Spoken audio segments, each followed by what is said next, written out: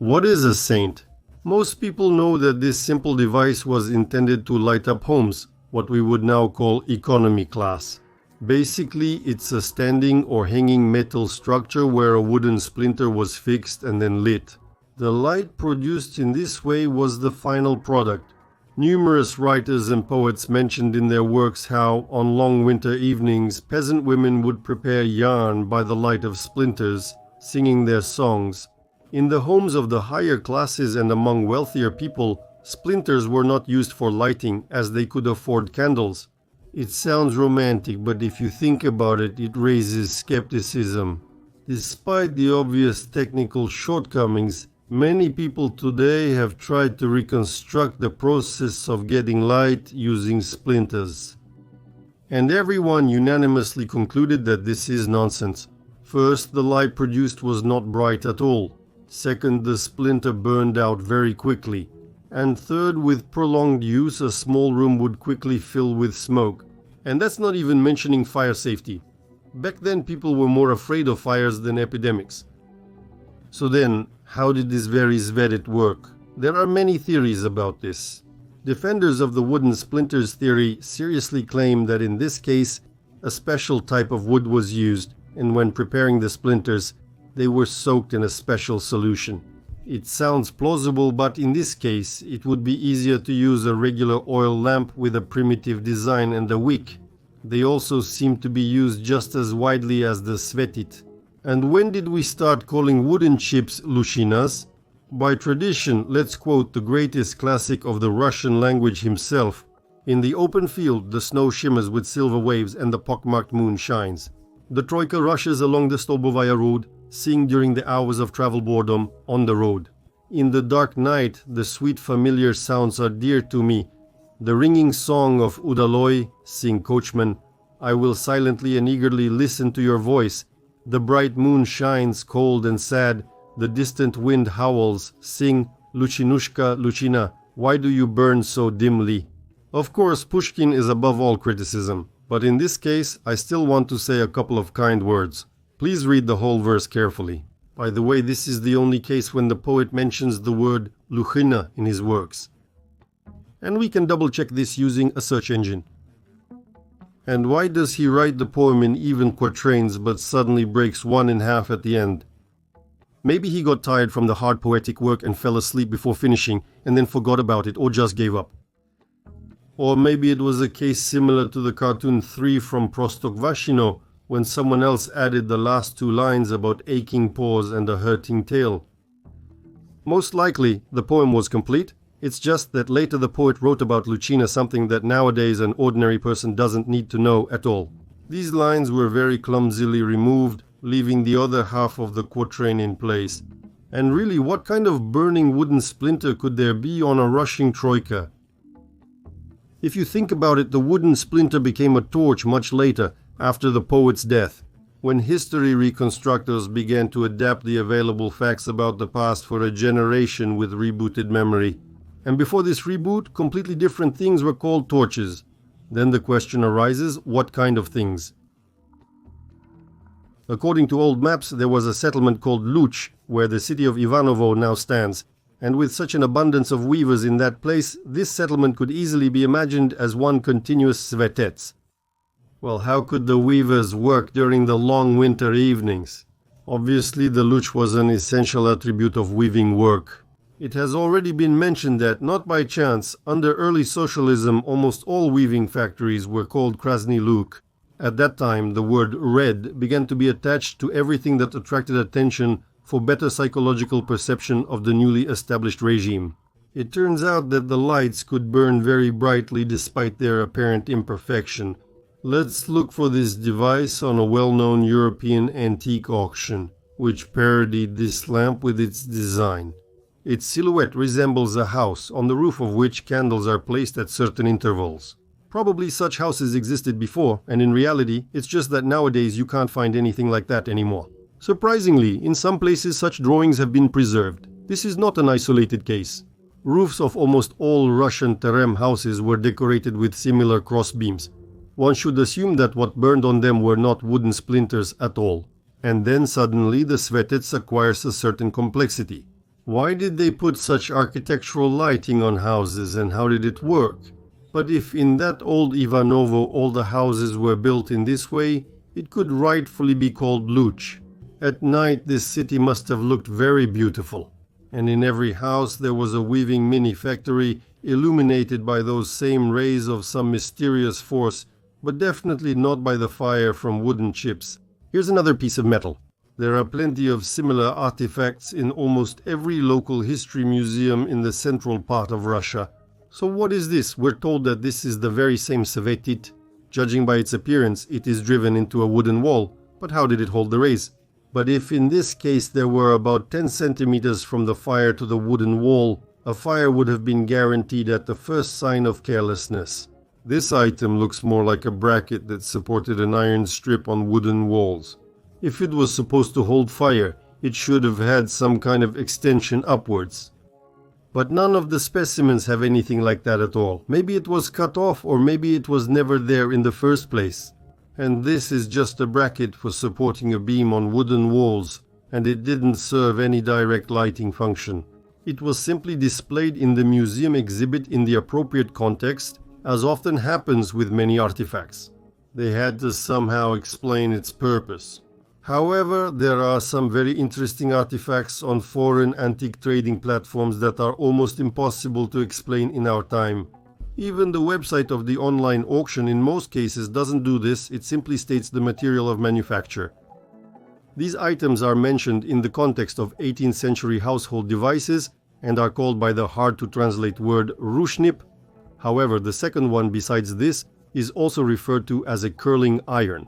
That is a device used in the thermal treatment of organic materials such as hair or fabrics. What is this anyway? All of this makes no sense at all and looks more like a set of metal pieces made in our time to look old, that is, a fake. Let's try to figure out each item separately. As we can see, our first type lamp in this case is a component of a more complex device. Those same tongs are already mounted on a metal rod. And where exactly were the rays supposed to be inserted there? Well, could it really be into those very tongs? Well, obviously not. At best, they would insert a reflective sheet or a lampshade into those tongs, which worked as a lighting device. And the device itself was mounted on a hinge nearby, and with its own weight, it kept the tongs closed. It's a pretty simple design, but there's absolutely no place in it for burning pieces of wood. Let's look at another similar item. All these items are from different auction lots, separated by several years chronologically. Our candlestick with tongs becomes more and more civilized each time, turning into a quite familiar floor lamp. And it's an electric floor lamp, except there are absolutely no wires visible in it. Let's take a closer look at its top. The diagnosis is clear. Our candlestick is just an ordinary floor lamp, except its lamp holder is made of metal. In our time, of course, this is nonsense. Maybe it's not a lamp holder at all. Let's take a look at the top of another similar specimen. There's absolutely no mistake, this is a socket for an electric lamp, and the owner of this floor lamp wasn't at all afraid of getting an electric shock from touching such a construction. But how did the switch work in that case, if the lamp didn't have any wires? And what kind of lamps were these anyway, if their switch touched the metal socket with a metal chain? But it's all very simple. Tesla would have explained to us that the power network was single wire, and the contact was made to the central terminal of the lamp base. The threaded contact here served only for the mechanical stability of the base in the socket, and the lamp itself could easily rotate on a hinge, providing the desired angle of illumination. These lamps are still demonstrated in some museums in working condition. However, they have already been adapted to the modern electrical power grid, which did not exist at all at the time when these lamps were made. And as you have already understood, under the guise of lamps, in museums, parts from quite civilized lighting devices are displayed, which nowadays are not used anywhere at all according to their principle of operation. And in Russian museums, among other things, far from the best and most relevant parts are displayed. In Soviet times, some of these lighting devices still existed. The image of Stalin seen here gradually disappeared completely by the end of the 20th century. However, that's not what interests us here. Look at the profile of the light bulb. There is no filament and no direct electrical contact. So what element ignited it? Actually, this applies equally to all the lamps mentioned above. These lamps burned from a single wire electrical circuit, and they burned like this in Europe, Russia, and everywhere else, and very brightly. And this fact is already very difficult to dispute. This is a pagoda from French Vietnam at the beginning of the 20th century. How exactly this technical lighting solution appeared there is completely unknown at the moment. Perhaps it remained after the empire of the Great Mughals and accidentally ended up in the photographer's lens. At present, such artifacts are not encountered. The pagoda is an ancient structure of unknown purpose. For some reason, no one pays attention to the fact that its name sounds very much like the Slavic word for weather, and in any case, such lamps could not have burned without metallic conductors. Obviously, inside such wooden structures, iron constructions were present in one way or another, and most likely the svetets was used to provide their electrical contact with such lamps. Naturally, only where there was a need for it. When there were solid iron structures, lamps were hung directly on them, and such devices looked quite civilized, and from a designer's point of view, even beautiful. And how was this used in residential houses for the middle and wealthy classes? Actually, there was no need to use it there. All lighting fixtures shown, although they used the same principle, they were installed under high ceilings on luxurious chandeliers. Photographs of such chandeliers have been used in great numbers in the works of many researchers, and there were many heated discussions about whether there are hidden electrical wires in them or not. I suppose now no one will argue that there were no wires in them. The frame of this chandelier was the only wire, and turning on such chandeliers was done by connecting them to the metal frame of the building. Behind the false wall panels there was a device resembling a window latch, which provided this kind of contact. Here is another interesting antique example of a light fixture. As we remember, with the quality of wire insulation at the end of the 19th century, any use of them in this way would have led to a short circuit very quickly. There are absolutely no insulated wires there, and those very cords were just plain bare copper or brass wire. They were used to move the mysterious suspension up and down, and the secret of the lamp burning trick was hidden in this suspension. Here's another example. This is the very mysterious milky sphere that was mentioned in all the works describing illumination systems of the 17th and 19th centuries. Probably even Lomonosov referred to it in his works, and many others described it as well. Let's see how it is connected. Just two uninsulated wires connected to the body of the chandelier. These two wires were only needed to connect such balls into Bethlehem garlands. The interior of the church is from the 19th century. Probably this ball served as a prototype for modern vintage-style lighting fixtures that are found everywhere in Russian cities. For example, in the metro, only instead of hanging it on a wire, they install it on bronze columns. This is also a kind of light fixture.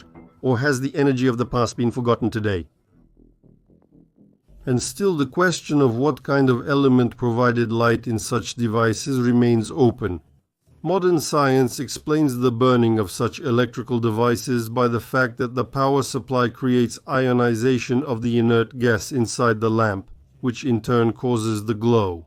It seems simple and clear, but the antique auction brings up new and interesting things.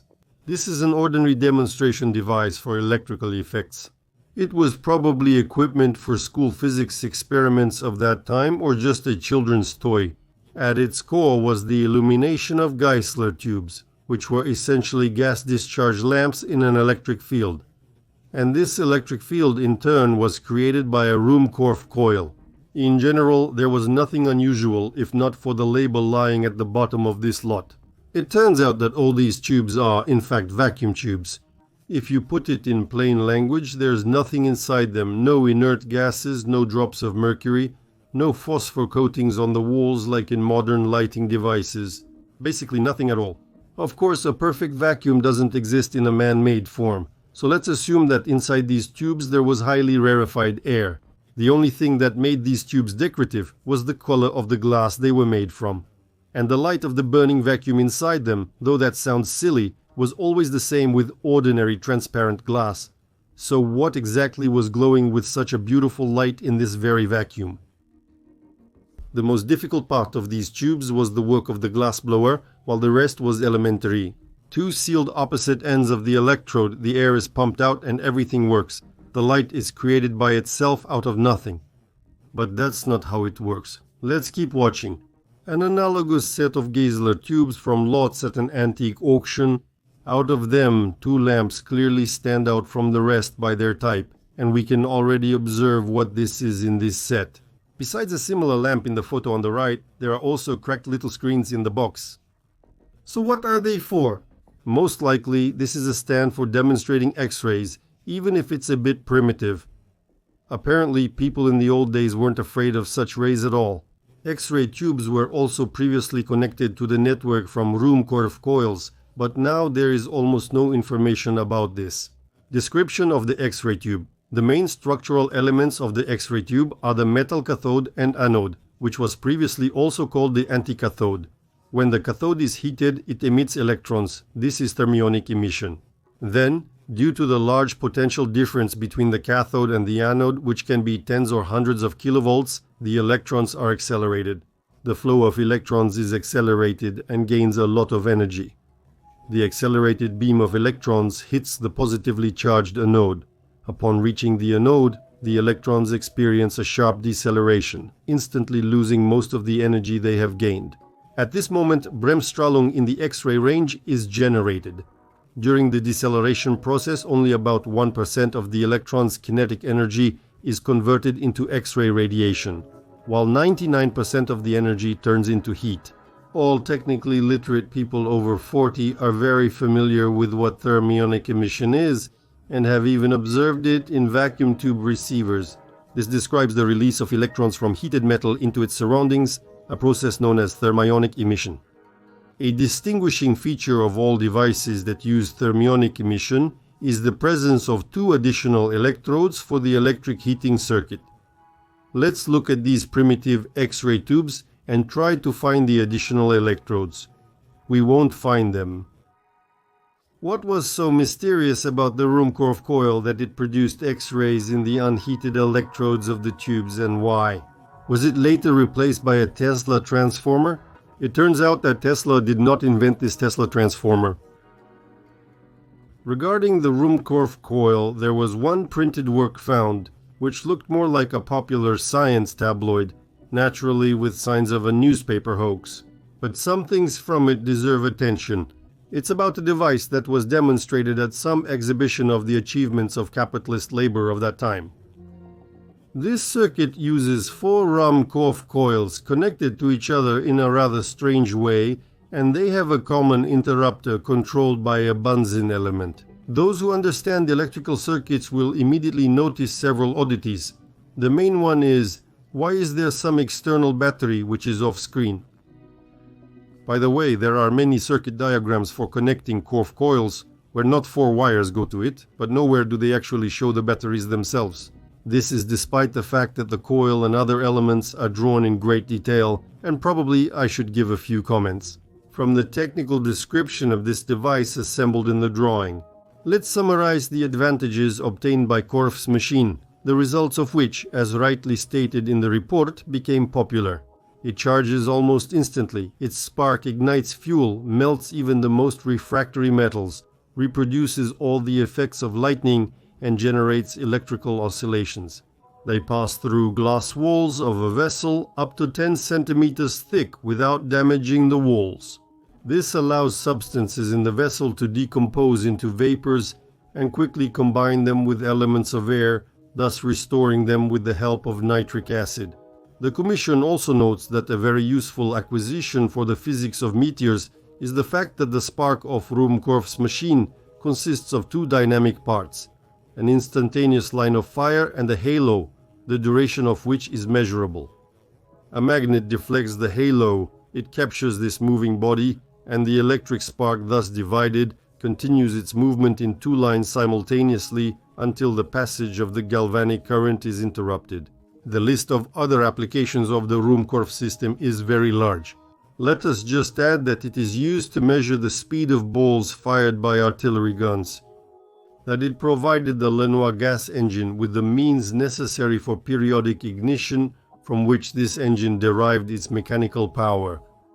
That the system is used daily in the operation of quarries, tunneling, mine blasting, and so on. That is, just imagine what technologies existed at that time. For those who don't know, a halo is also an aura, a nimbus, a group of atmospheric optical phenomena characterized by the appearance of secondary illumination around a light source, usually in the form of a ring, circle, arc, light pillar, or diamond dust. Mr. Ruhmkorff seems to have left his mark in history not only and not so much with his coil.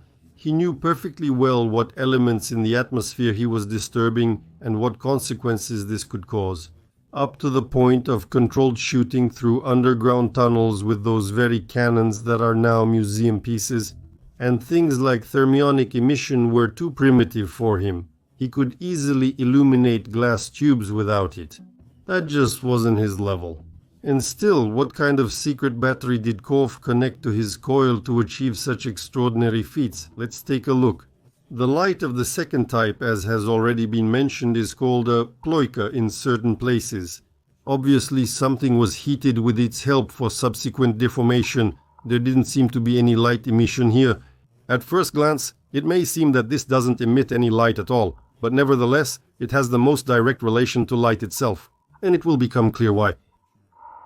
In these old pictures, you can see that with the help of these curling irons, housewives used to iron the ruffles on their caps. For this, they would insert a heated poker with a knob into the curling iron. These pokers also sometimes come with the curling irons as a set.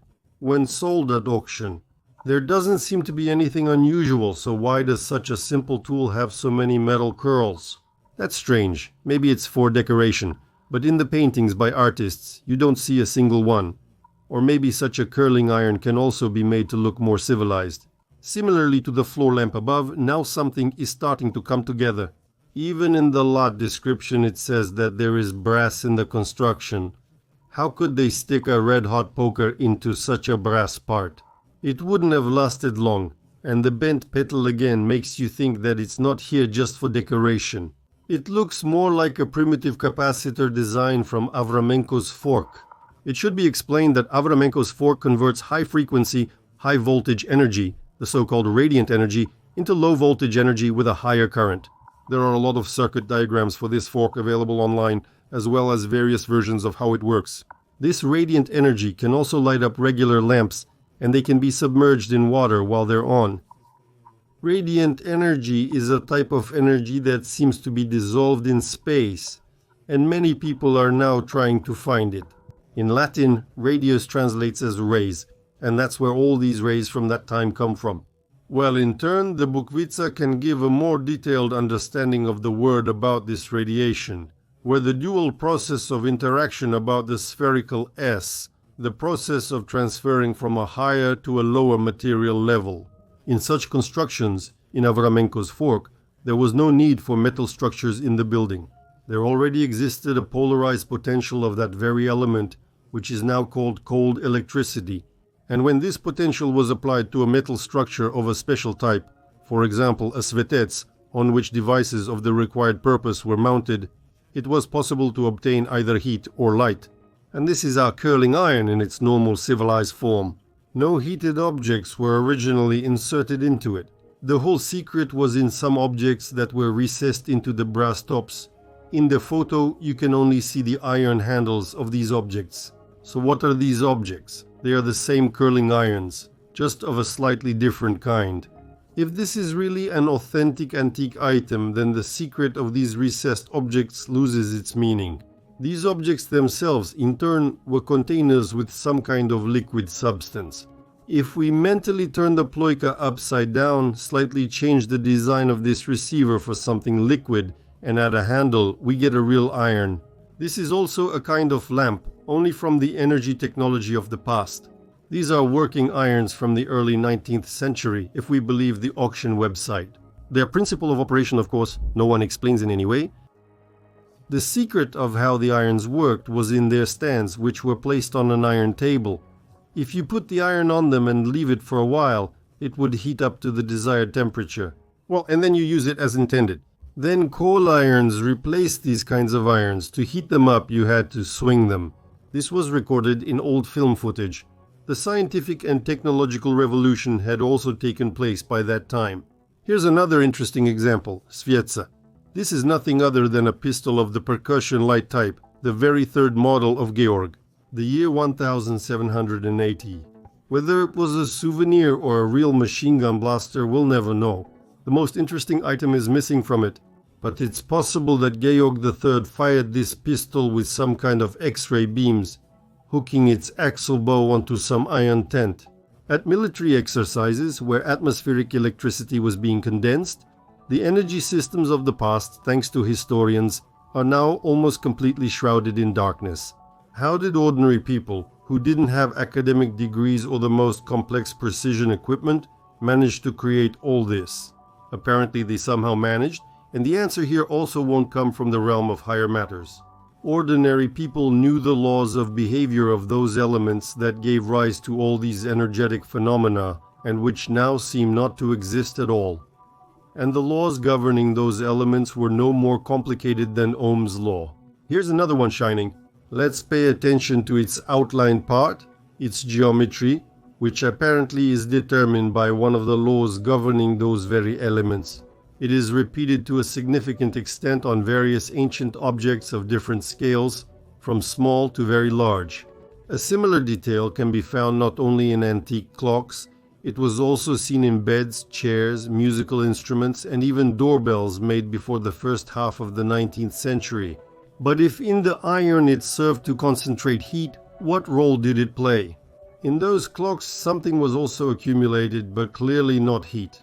Obviously, in this case, some other type of manifest energy was being accumulated, possibly, and most likely in this case, it was, so to speak, magnetic energy, which is now better known as magnetism.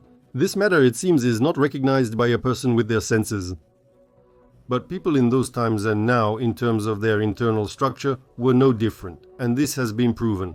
There have been no evolutionary leaps in human development over the past 200 years. Consequently, the sense organ in humans that responded to magnetism is present in good health, even now. It's just that the device that accumulated energies of this kind, similar to the milk globules for light energy, has been completely lost. Currently, there are a lot of scientific and not so scientific works on the existence of a scalar magnetic field available online. And this is not a myth at all.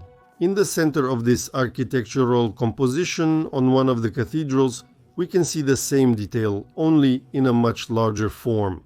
Obviously, after a certain revolution, the real vases completely disappeared from this structure.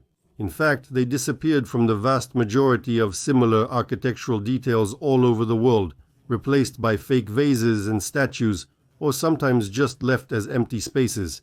If we mentally strip away the metal ties from this part of the cathedral and imagine the same vases instead of the cherubs and the mysterious object in the center, we once again get a chandelier.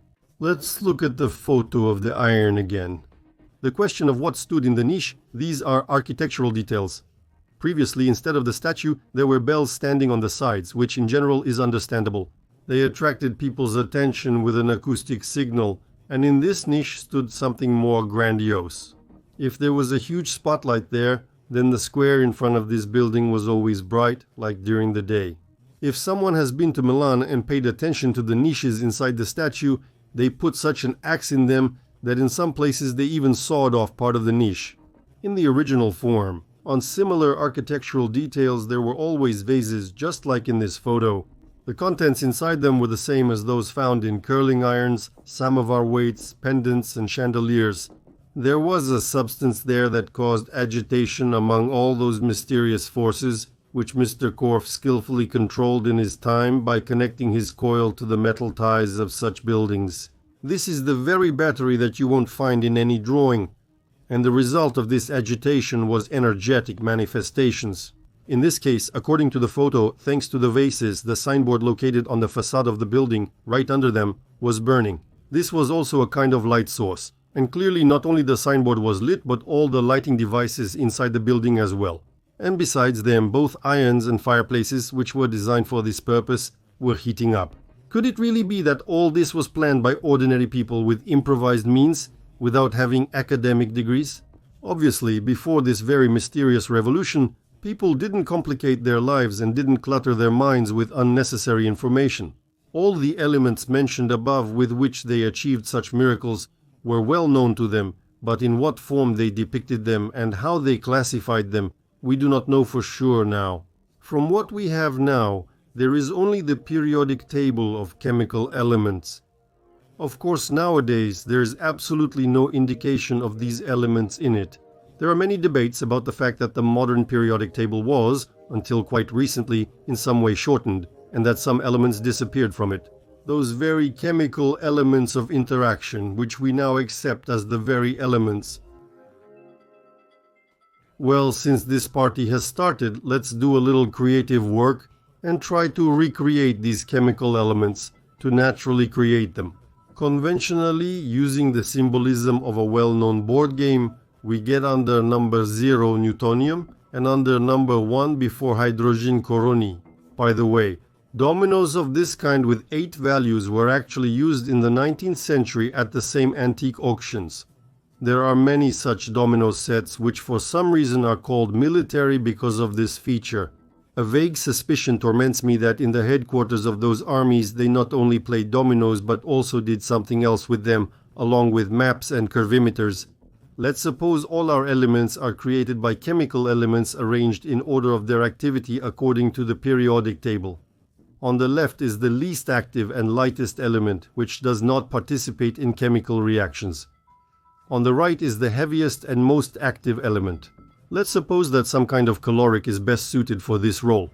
In the reaction of burning hydrocarbons, for example, it is replaced by oxygen and released, which indicates its properties to participate in chemical reactions. Somewhere in the depths of the Earth, under certain conditions, that very electron is likely present in this same series. It's not for nothing that in almost official definitions of a lead-acid battery, it participates in reactions almost as an independent chemical element. And somewhere, probably next to it, to the left, there are the light rod, the magnet rod, and other rods about which we can only speculate. Naturally, their properties change as their weight decreases, they lose the ability to participate in reactions, and their energetic potential decreases.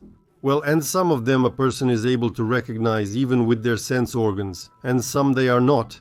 Let's suppose all these substances are equally dissolved in the surrounding space, and their total amount in an elementary volume is a constant. Actually, just like the sum of points in a set of dominoes. This even applies in the vacuum of that tube. Each of these substances can interact with each other mechanically. For example, increasing the concentration of one substance in motion displaces the substance with a higher number, and vice versa. And so, with the directed movement of these substances in materials with different permeability conditions, the concentration of some substances decreases, while others, on the contrary, are replenished from outside. And that is the very radiant energy in radiant tubes, Geissler tubes. And all this has long been known, and so the replenishment of certain substances carried out cyclically causes an energetic manifestation. This is heating, lighting, and so on. This is generally what we observe in a construction like Svetec. Thus, by changing the mutual balance of these substances in environments with different properties, we have the replenishment of individual substances in the same volume due to external penetration. For example, due to the change in the concentration of electrons in the rheostat, because of its higher resistance compared to the wires, heat starts to enter it from the outside. And so the interaction of each pair of substances is represented in those very domino bones. Probably any, even a single wire electrical circuit, can be represented as a closed circuit made of dominoes. And not just represent, but actually model it, which is exactly what the masters of those times did, without having four-story differential equations or professorial titles. Some domino sets include directions alongside the dots, and for good reason. By mastering the forgotten secrets of this game, they could assemble absolutely any electrical circuit, of course knowing which material and node corresponded to a particular domino tile. Well, and a bit more complicated in dominoes would be the accumulation of light current in an incandescent lamp using a plug. Avramenko, what conclusion can be drawn from this? Most likely, today atmospheric energy doesn't work, not because the climatic conditions have changed, but because the fundamental scientific laws have been substituted. From natural science, ether, substances, and various forces involved in world processes were removed. An incorrect understanding of the basis of matter and electricity was formed, and modern devices measure the wrong parameters.